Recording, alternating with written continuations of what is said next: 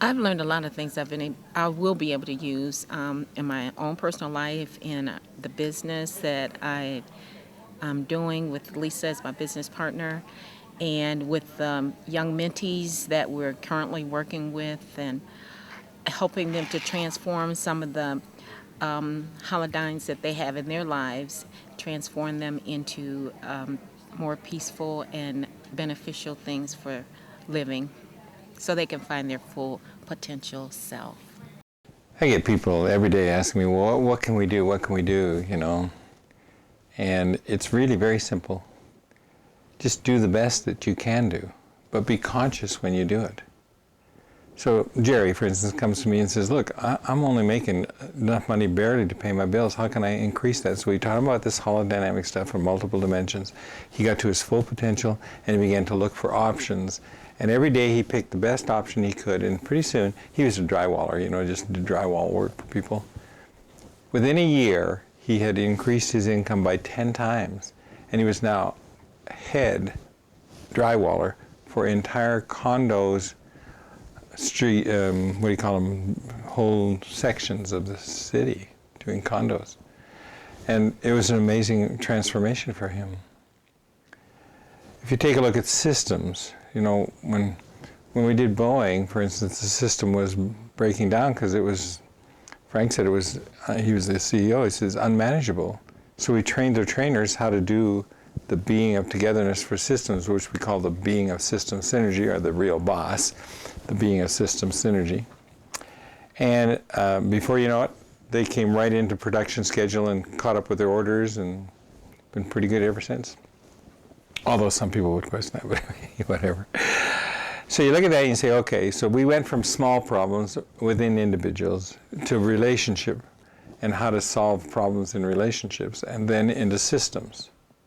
And the systems got very exciting, and we did all these systems, including the Cold War, and we have, you know, people still doing the reconstruction of that, even though the current leadership are polarizing back into the old system. Trying to. They can't, because it's just like the caterpillars. The old body tries to kill off all the little imaginal cells and can't, because they produce so fast and they do such an effective job. They just transform the caterpillar into a butterfly. Otherwise, it dies. And we're in the same situation. So all of the transformers, the people who are making the transformations, all of the implementers who are implementing the changes, all of these people are producing so fast that Germany now, for instance, is 60% solar. Now America is something like 3%. We have a long way to go yet, and some people are way ahead of us. And if you look at that, you say, oh my goodness, they're doing so many things all over the planet. What is the conversation going on? And you begin to listen to the conversation, and it's about sustainability. It's about vitalized sustainability. It is possible to create any community anywhere. If you take Senegal, Alioune is the Prince of Senegal, he's next in leadership.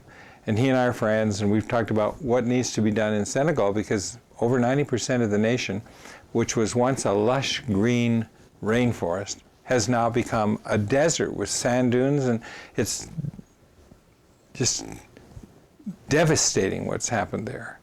People have moved off of the country and into the cities, and you have to step over the garbage. How do you solve that problem? So Ali and Un and I have had some real conversations about this, and one of the problems is the lack of consciousness. They have specialists that are tribal. Now when you get into ethnocentric tribality, then you have certain traditions you never lose. And one of the traditions in that particular country, it's in Africa, is that they remember all the negatives about their ancestors so that nobody becomes negative.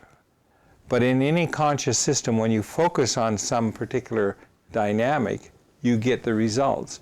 The end result is everybody has become negative, almost. I mean, it's a collective part of their consciousness now. They don't clean up their garbage. They have no pride in their, or very little pride in their building of their cities. They have lost the very soul of their people. So we began to talk about how to regain that sense of consciousness and how to train the specialist on memory of the tribes so that their tradition becomes remembering all of the positive things, all of the things that are constructive, and keeping their focus on what is needed in the future, to not only remember the past, but also remember the future, because the past, the present, and the future are all running in parallel in reality, whether you want to believe it or not. And whether your old traditional belief systems of the ancestors, the Bedouins who used to roam the hills didn't know what we know now. So why don't we take the information we have now and apply it and set up a system in there that brings the Gaviotis pumps in, brings the remediation park so that you have the whole thing hidden. You take all the waste and you put it in there and you transform it into really good products. You use the water that's there and the water that can be collected. You use water management systems and you use food management systems. There's enough food on this planet to feed everybody, but it's the mismanagement and the lack of consciousness that allows us not to feed everybody, so half the world is hungry. Half the children in the world go hungry to bed at night, and that's inexcusable. The things we're doing with our toxic waste is inexcusable. When Israel dumps 700,000 tons of toxic chemicals into the Mediterranean every year, that's inexcusable. It's literally killing the future. And so, why don't we do something about it? So we've talked to Shalom Sharon, and he's in charge of the Department for the Preservation of the Future Generations of Israel. And we are determined to help there. But same with the Palestinians. We have what's called the Order of the River of Life. And what they're doing is transforming the terrorists into fully productive people. We'll show you some films on this. We'll show you how to do it. We'll also show you how to make your own community sustainable and vitalized. How would you like to be producing supercapacitor batteries? They're 250 times stronger than our batteries. You charge one, put it in an electric car, it'll go for 10,000 miles without a recharge, and if you put solar paint on the top of the car, you never have to recharge it. You can also put grids on it, grab grids. And what they'll do is collect all the pollution out of the environment. What do you think? Would you like to be part of the solution? Or do you want to just stay there and moan and groan a lot and say, well, it can't be done and all that kind of thinking? That kind of thinking is destructive to you and it's destructive to the planet. So this is a course on consciousness, and it's also about implementation. It's about the people who are the transformers. Would you want to be a transformer? We want you to be a transformer. You're probably already a transformer. Then let's team up and let's implement everything that needs to be done to solve these problems we're facing today, because we were born to do it. We have the capacity to do it. Everything is driven by potential, and those are the facts. I can show you the science on it, but nevertheless, you must believe yourself and will it to be done. Will you be the transformer? Will you be the implementer? Join the Academy and let's go do it, because we're doing it already and we need your help.